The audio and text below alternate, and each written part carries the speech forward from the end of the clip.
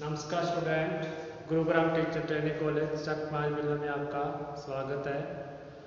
हम बीएड द्वितीय वर्ष के विषय समावेशी शिक्षा का निर्माण का अध्ययन कर रहे हैं। इस विषय के अंदर हमने समावेशन का अर्थ, उसकी परिभाषा वगैरह जो इकाई नंबर 1 का जो एक यूनिट थी उसका अध्ययन किया। इसी यूनिट के अंदर फिर समावेशन और अक्षमता का अध्ययन किया और अब है समावेशी शिक्षा के रूप में जो आरटीआई 2009 में क्या प्रावधान है या उसके अंदर किस प्रकार के मापदंड निर्धारित कर रखे हैं जो समावेशी शिक्षा को बढ़ावा देते हैं। या अपने ये कह सकते हैं कि समावेशी शिक्षा किस प्रकार से उन जो आरटीआई 2009 के अंदर प्रावधान है उसको क्रियान्वित करने में सहायता करती है। तो इस आधार पर अपने शिक्षा के संदर्भ में समावेशी शिक्षा को देख रहे हैं।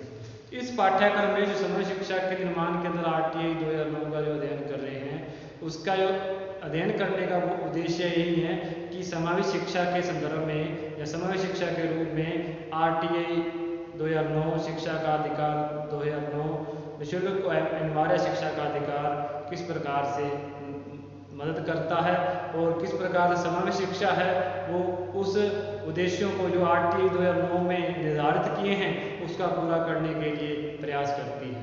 तो इन चीज़ों के संदर्भ में हम 2009 शिक्षा का जो अधिकार है उसका अध्ययन कर रहे हैं। तो हमने कल इसकी ऐतिहासिक पृष्ठभूमि को देखा था कि शिक्षा का अधिकार क्या है, किस प्रकार से है। तो उसको हम दोबारा रिपीट करते हुए थोड़ा सा दोबारा इसका पुनर्स्मरण करते हुए देखते हैं कि इसकी जो ऐतिहासिक पृष्ठभूमि थी वो 86वां संविधान संशोधन 2002 था। हालांकि उसके पहले भी जो आयोग बनते रहे हैं वो भी शिक्षा के संदर्भ में ही बनते हैं, जैसे माध्यमिक शिक्षा आयोग है, शिक्षा नीति है। ये सारे जो नीतियाँ या आयोग बने हैं वो शिक्षा को बढ़ावा देने के लिए प्रयास करते हैं, सभी को समान शिक्षा का अधिकार देने की बात करते हैं। लेकिन जो शिक्षा का अधिकार का जो ऐतिहासिक पृष्ठभूमि को देखें तो मुख्य रूप से जो शिक्षा का अधिकार में 86वां जो संविधान संशोधन था 2002 में, उसमें जो मूल अधिकार के अंदर संविधान के भाग नंबर 3 में मूल अधिकार के अंदर 21 अनुच्छेद 21A जोड़ा गया जिसके अंदर बालकों को शिक्षा प्राप्त करने का अधिकार दिया गया। वो इसका एक मुख्य बिंदु था। इसके बाद में जो इसके अंदर मूल कर्तव्य के बाद की बात की गई जो कि मूल कर्तव्य 4111 जोड़ा गया जिसको अपन के कहते हैं। उसको उसके साथ में अभिभावकों को भी यह कर्तव्य दिया गया कि आप अपने बच्चों को क्या शिक्षा ग्रहण करवाएंगे। इसी के बाद में हमने देखा कि नीति निर्देश तत्व के रूप में जो अनुच्छेद 45 है उसके अंदर भी 6 से लेकर के 14 वर्ष तक के बच्चों को शिक्षा देने के लिए सरकार को निर्देशित किया गया, सरकार को गाइड किया गया कि आप इस प्रकार से प्रयास करें कि 6 से 14 वर्ष के बालक हैं वो क्या है उनको निःशुल्क और अनिवार्य रूप से शिक्षा दी जाए। तो इस प्रकार से संविधान के अंदर भी इस प्रकार का जो प्रावधान है वो क्या है शिक्षा के अधिकार को बढ़ावा देता है, उसको एक संवैधानिक अधिकार बनाता है। तो इसमें हमने देखा था कि जो निःशुल्क और शिक्षा अनिवार्य शिक्षा का अधिकार है उसके 1 अप्रैल 2010 को पूरे देश में लागू कर दिया गया था और राजस्थान में 1 अप्रैल 2011 को लागू हुआ था और राजस्थान पहला राज्य बना था इस शिक्षा को अधिकार को लागू करने में भारत के अंदर। और सबसे पहले जो शिक्षा का अधिकार की बात की थी वो नॉर्वे नीति नॉर्वे ने लागू किया था और भारत इसके लिए 135वां देश था। तो ये थोड़ा सा ऐतिहासिक पृष्ठभूमि आपको याद रहनी चाहिए ताकि कंपटीशन के अंदर या इसमें ऐतिहासिक पृष्ठभूमि लिखने के लिए इसमें यदि लिखना पड़े तो अपने लिख सकें और कंपटीशन के हिसाब से भी ये ऐतिहासिक पृष्ठभूमि हमें को याद रहनी चाहिए। फिर इसके अंदर मैंने बात की थी कि इसके अंदर 7 भाग हैं, 38 अनुच्छेद हैं, धाराएं हैं और एक अनुसूची है जो इसके अंदर धाराओं के अंदर शामिल की गई है। तो इसमें अपने मुख्य रूप से 7 भाग और 38 अनुच्छेद के तहत अपने इसका अध्ययन करते हैं। तो कल अपने जो अध्ययन किया था वो भाग नंबर 1 के अंदर अपनी इसकी परिभाषा वगैरह के परिभाषाएं हैं, कुछ शब्दों के अर्थ हैं और मुख्य रूप से बात की गई थी विद्यालयों के प्रकार की बात की थी कि हमने इसमें अंदर 4 प्रकार के विद्यालय हैं जिस पर ये एक्ट लागू होता है, जिसके अंदर पूर्णतः जो सरकारी विद्यालय हैं उनकी बात है। उसके बाद विशिष्ट विद्यालय हैं, विशिष्ट विद्यालयों में नवोदय विद्यालय है या केंद्रीय विद्यालय है, और इसके अंदर अक्षम बालकों के लिए विद्यालय है, वो विद्यालय है। और उसके साथ ही इसमें सरकार द्वारा कुछ अनुदान प्राप्त विद्यालय हैं, वो इस पर प्रवासित किए गए हैं, उनको शामिल किया गया है। उसके बाद में पूर्णतः जो निजी विद्यालय होते हैं, जो एक व्यक्ति के द्वारा या एक संस्था के द्वारा पूर्ण रूप से स्वतंत्र रूप से संचालित होते हैं, और उसमें सरकार का कोई अनुदान की सहायता नहीं दी जाती। वो जो उसका आर्थिक जो ढांचे का जो व्यवस्था करते हैं, वो एक व्यक्ति और एक संस्था स्वतंत्र रूप से करते हैं। इस प्रकार से पूर्णतः सरकारी विशिष्ट विद्यालय और अनुदानित विद्यालय ये सभी विद्यालय हैं, और इसके बाद अनुदान न पाने वाले विद्यालय जो पूर्णतः निजी होते हैं। ये 4 प्रकार के विद्यालयों की बात इसके अंदर की गई है।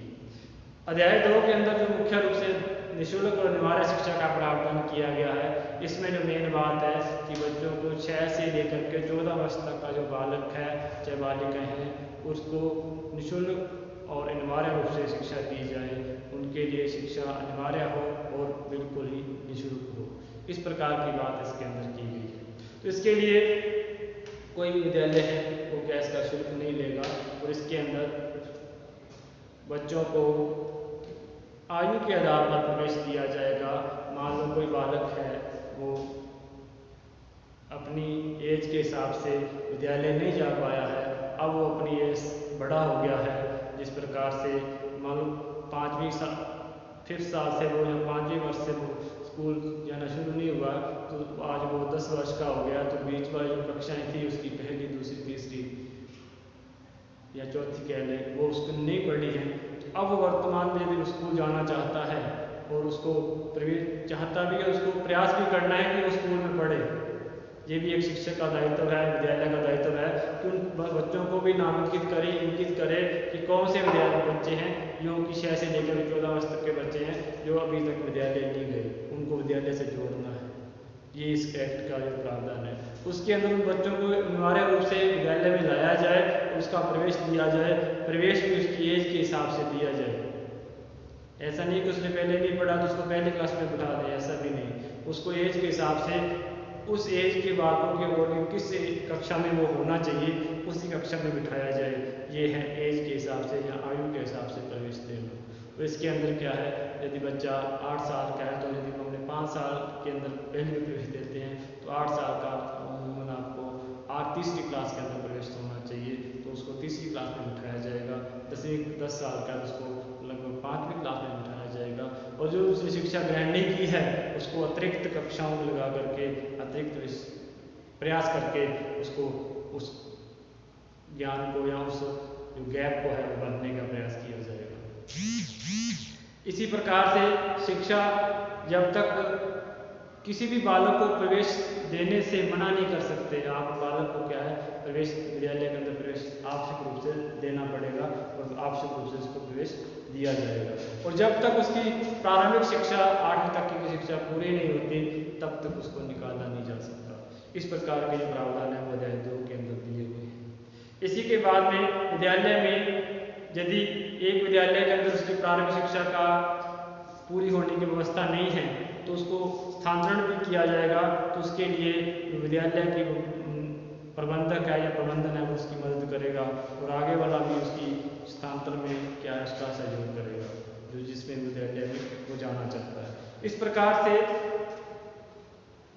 की व्यवस्था है कि 8वीं तक जो मान लो 6 से लेकर 14 वर्ष के बालकों को अनिवार्य रूप से शिक्षा दी जाए। और इसमें एक प्रावधान और है कि मान लो यदि वो बालक बड़ा हो चुका है, 6 से 14 वर्ष तक के बालकों को यदि निःशुल्क शिक्षा है तो वो शिक्षा ग्रहण कर रहा है। मान लो वो 14 वर्ष से एज से ऊपर हो गया है, वो शिक्षा ग्रहण कर रहा है, तो ऐसा नहीं 14 वर्ष होते ही ये अधिकार से बाहर हो जाएगा। उसको ये सारे निःशुल्क अनिवार्य शिक्षा दी जाती रहेगी जब तक वो अपनी प्राथमिक शिक्षा या प्रारंभिक शिक्षा पूरी नहीं कर पा लेता। ये बातें हमने कल देख ली थी, और इसको रिवीजन करने का मतलब है कि ये एक मुख्य रूप से जो टॉपिक है 2009 बार बार परीक्षाओं में भी आता है, कंपटीशन में भी आता है, और इस बीएड के अंदर भी लगभग ये टॉपिक कहीं ना कहीं छोटे और बड़े प्रश्नों के अंदर आता है। इस प्रकार से हमने ट्वीट किया, इसको थोड़ा सा देखा कि किस प्रकार से हमने इसका कल अध्ययन किया था। अध्याय नंबर 1 में हमने देखा था कि 2 धाराओं की बात की गई थी, 1 और 2 की। और इसी के प्रकार यदि अध्याय नंबर 2 में अपने 3 धाराओं की बात की थी, 3, 4 और 5 की। तो इसका मतलब 2 अध्यायों के अंदर 5 धाराएं हैं और 5 धाराओं के अंदर इस प्रकार की बातें की गई है कि पहले अध्याय के अंदर विद्यालय को शब्दों को परिभाषित किया गया है। जैसे बालक है तो बालक में किस प्रकार के बालक आएगा, 6 से 14 तक का बालक है। और उस विद्यालय है तो विद्यालय को परिभाषित किया गया कि इसके अंदर किस प्रकार के विद्यालय होंगे। तो इसी प्रकार से निःशुल्क और अनिवार्य शिक्षा का प्रावधान है, उसके अंदर भी ये धाराएं 3 है, 3, 4 और 5। इसके अंदर ये सारी बातें जो है 6 से 14 वर्ष तक के बालक को निःशुल्क शिक्षा, उसको आयु के आधार पर प्रवेश दिया जाएगा, उसको विद्यालय में प्रवेश देने के लिए रोका नहीं जा सकता।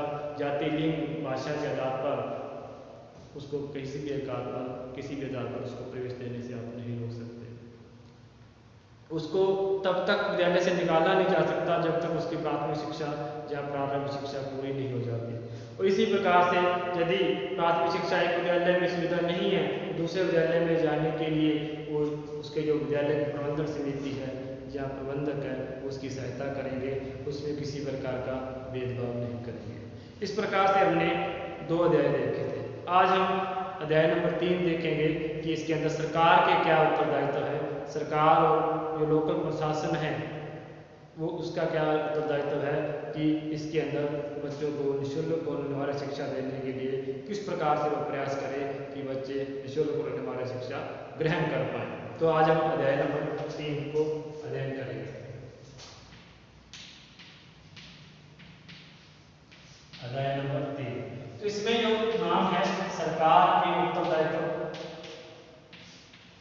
सरकार का अर्थ है केंद्र सरकार, राज्य सरकार, जो लोकल का प्रशासन है, सभी आदि सरकार के उत्तरदायित्व। राज्य सरकार की शिक्षा के अंदर ज्यादातर राज्य के अंदर है, तो राज्य क्या प्रयास कर सकती है, तो राज्य सरकार अपने कह सकते हैं केंद्र सरकार के जो कानून है जो उसमें राज्य सरकार लागू करेगी, उसके बाद में प्रशासनिक ढांचा आएगा, इसके अंदर जो लोकल का जो ढांचा है वो आएगा। इस प्रकार की बातें इसके अंदर आती है। इस प्रकार से हम देखते हैं कि इसके अंदर किस प्रकार के स्थानीय प्रशासन की बात अपने करते हैं या राज्य सरकार की बात करते हैं। तो इसमें लिखा गया है कि जो निःशुल्क और अनिवार्य शिक्षा का जो प्रावधान है, जो एक्ट लागू हुआ है, वो उसको लागू होने के 3 वर्ष के अंदर अंदर उसको निर्धारित कर दिया जाएगा, सभी राज्यों में लागू करना होगा। तो इसमें ये लिखा है कि विधेयक लागू होने के 3 वर्ष के अंदर सरकार द्वारा समुचित विद्यालयों को प्रावधान निर्धारित किया जाएगा, जब सभी विद्यालयों के अंदर इसको लागू कर दिया जाएगा। यदि धाराओं की बात करें तो इसके अंदर जो अध्याय नंबर 3 के अंदर धाराएं हैं या अनुच्छेद हैं वो क्या है, 6 से लेकर के 11। तो फिर थोड़ा सा इसको भी ध्यान रखें, यदि फैक्ट है कि 6 से 11 3 नंबर अध्याय के अंदर बात करते हैं। इस प्रकार से हम अनुच्छेदों की बात करते हैं कि भाग नंबर 3 के अंदर मूल अधिकार दिए गए हैं और भाग नंबर इस प्रकार से उसके अनुच्छेद बांटते हैं। तो इसका भी प्रयास करें किस अध्याय के अंदर कौन सी धारा है और इन धाराओं के अंदर क्या क्या प्रावधान किए गए हैं। तो हम देखते हैं कि इसके अंदर विधेयक लागू होने के 3 वर्ष के अंदर हमें इसको विद्यालय के अंदर लागू करना पड़ेगा। अंदर सरकार द्वारा समूचे विद्यालयों का प्रबंधन किया जाएगा और इसमें ध्यान रखा जाए कि विद्यालयों से बालकों के निवास स्थान की दूरी अधिक न हो। तो इसमें अपने कह सकते हैं कि विधेयक लागू होने के 3 वर्ष के अंदर, यदि अपने 1 नंबर पॉइंट लिखना चाहें तो विधेयक लागू होने के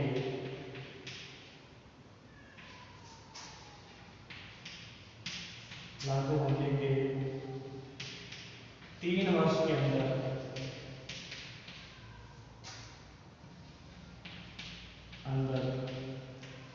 सभी विद्यालयों में लागू करना लिख सकते हैं या प्रबंधन निर्धारित करना है, समुचित विद्यालयों का प्रबंधन निर्धारित करना है।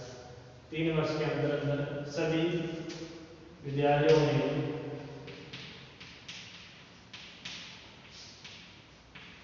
प्रबंधन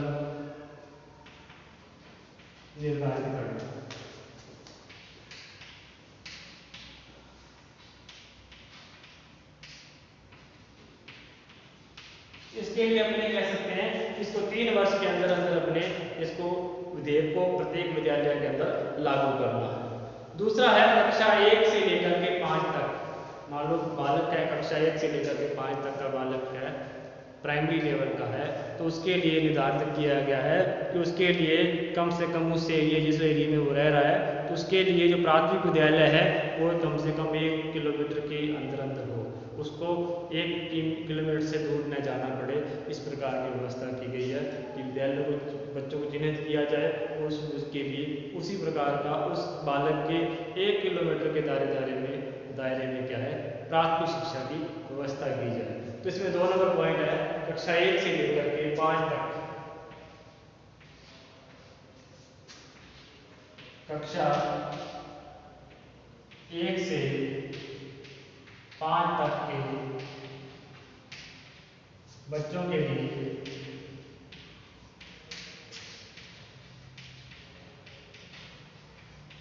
बच्चों के लिए 1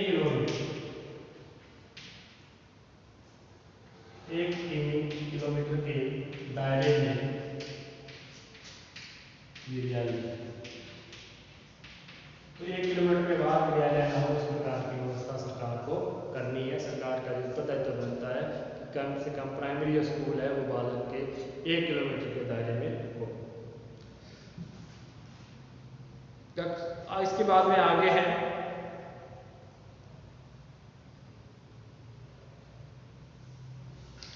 कक्षा 6 से लेकर के 8 तक।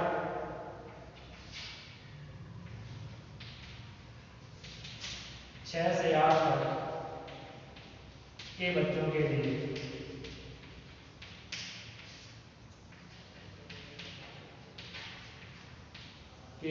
जो विद्यालय है वो 3 किलोमीटर या 3 किमी के दायरे में है।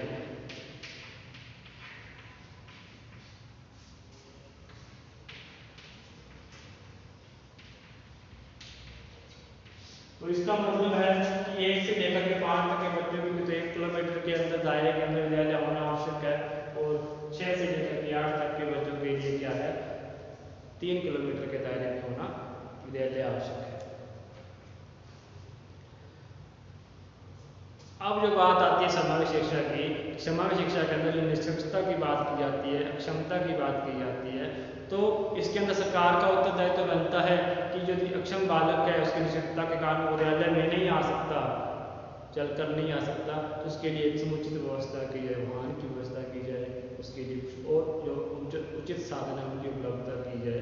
इस प्रकार से इसके प्रयास किए जाते हैं।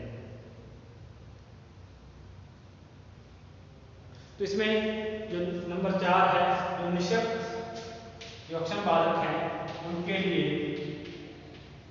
निःशक्त बच्चों के लिए या छात्रों के लिए या बालकों के लिए, निःशक्त बच्चों के लिए ऐसी निःशक्तता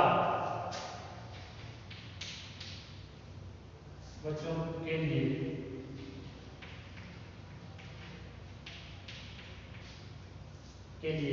राज्य सरकार और स्थानीय प्रशासन उस उचित व्यवस्था करे, निःशक्त बच्चों के लिए उचित व सुरक्षित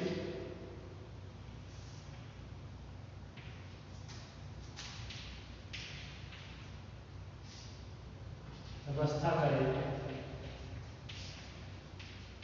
जिससे बालक या बच्चे विद्यालय में आ सके। इसमें उचित साधन है उनकी व्यवस्था करने की बात की गई है, उचित रूप से साधनों की व्यवस्था इसमें की जाए ताकि बालक क्या है सुरक्षित यातायात की व्यवस्था भी हो सकती है और उसके लिए उपलब्ध संसाधन की व्यवस्था हो सकती है, जैसे व्हील चेयर है, बैसाखी है। तो इसी बात की चीजें हमने इसके अंदर की थी। तो निःशक्तता को जो अपनी अक्षमता को दूर करने के लिए राज्य सरकार और जो स्थानीय प्रशासन है वो इसके लिए प्रयास करे। आगे जो पॉइंट है इसके अंदर मैंने सांस्कृतिक और सामाजिकता भेदभाव के आधार पर किसी प्रकार से विद्यालय में पहुंचने के लिए बाधा न उत्पन्न हो, कि सांस्कृतिक रूप से या सामाजिक रूप से। कई क्षेत्रों में ऐसा ढांचा होता है कि सामाजिक के काम या संस्कृति के कारण बालक क्या है विद्यालय में प्रवेश नहीं ले पाता, विद्यालय में नहीं आ पाता। तो ये सुनिश्चित करना कि कोई उसकी सामाजिकता का या सांस्कृतिक कारण उस विद्यालय में प्रवेश के लिए बाधा न बने, इस प्रकार के जो देख रेख है वो वहाँ का स्थानीय प्रशासन करे, राज्य सरकार करे, ताकि बालक सांस्कृतिक रूप से और सामाजिक रूप से के कारणों से विद्यालय में आने से न रुक पाए। तो इसमें यही लिखा है कि सरकार यह सुनिश्चित करेगी कि सामाजिक व सांस्कृतिक कारणों से बच्चे विद्यालय की पहुंच बाधित न हो। सामाजिक व सांस्कृतिक कारण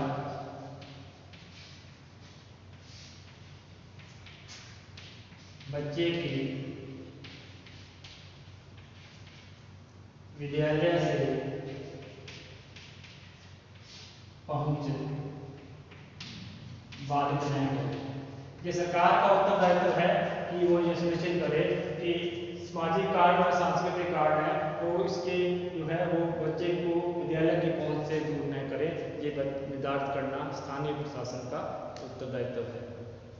इसके साथ है जो विद्यालय होते हैं, निर्दिष्ट विद्यालय होते हैं, अक्षम विद्यालय होते हैं, उनमें बालकों को निःशुल्क पुस्तकें और लेखन सामग्री उपलब्ध करवाई जाए। तो इसके अंदर ये लिख सकते हैं कि निर्दिष्ट विद्यालय हैं उनमें निःशुल्क पुस्तकें व लेखन सामग्री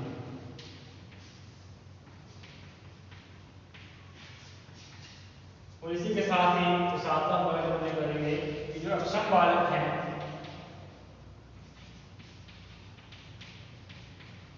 अक्षम बालकों को इन पुस्तकों के साथ साथ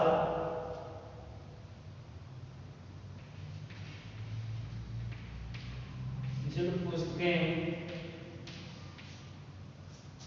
व सहायक सामग्री भी, शिक्षण सहायक सामग्री कह सकते हैं, शिक्षण सहायक सामग्री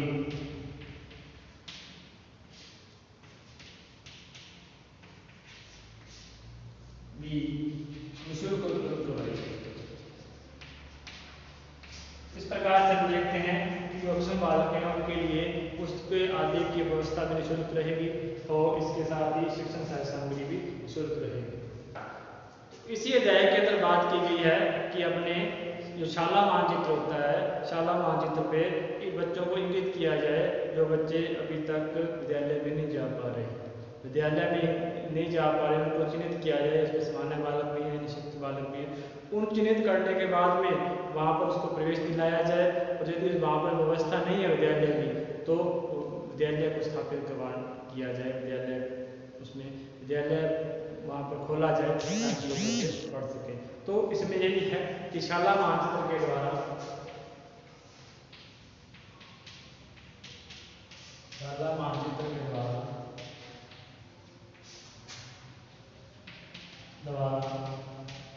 बच्चों को चिन्हित कर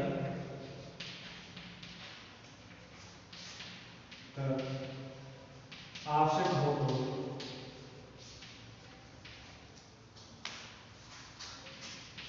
तो विद्यालय स्थापित करवा।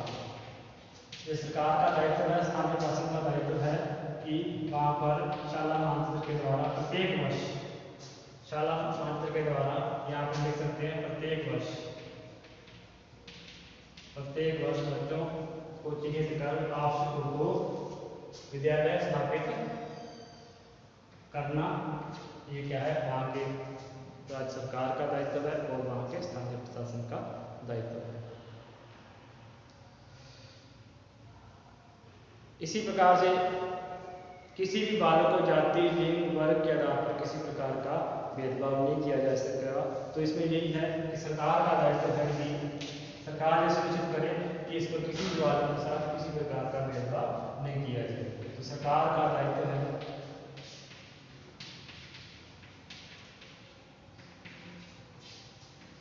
है कि किसी भी बालक के साथ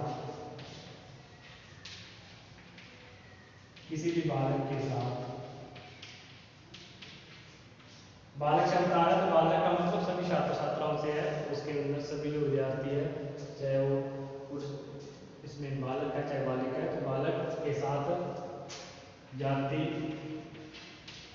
लिंग व वर्ग के आधार पर, जाति, लिंग, धर्म व वर्ग के आधार पर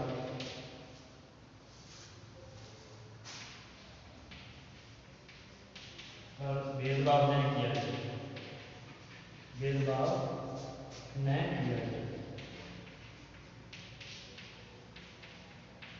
तो सरकार का दायित्व है किसी भी बालक के साथ जाति, लिंग, धर्म व वर्ग के आधार पर किसी प्रकार का भेदभाव नहीं किया जाए। तो इसके साथ लास्ट जो पॉइंट है इसके अंदर बात की, अभिभावक का भी दायित्व है कि वो अपने बच्चों को प्रवेश दिलाए और उसके लिए शिक्षा पूर्ण करवाए। तो ये लास्ट पॉइंट है जो इसके अंदर लिखते हैं कि एक अभिभावक का दायित्व है, अभिभावक का दायित्व है कि वे अपने बच्चों का, वे अपने 6 से 14 वर्ष के बच्चों का विद्यालय में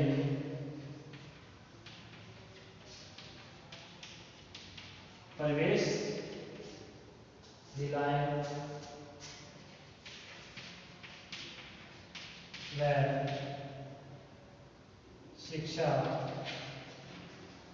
पूर्ण करवाएं।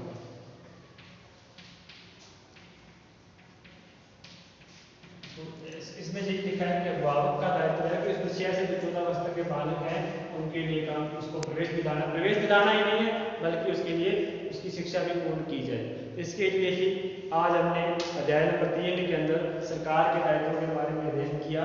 इसका जो अध्याय नंबर 4 है उसका अध्ययन हम कल करेंगे।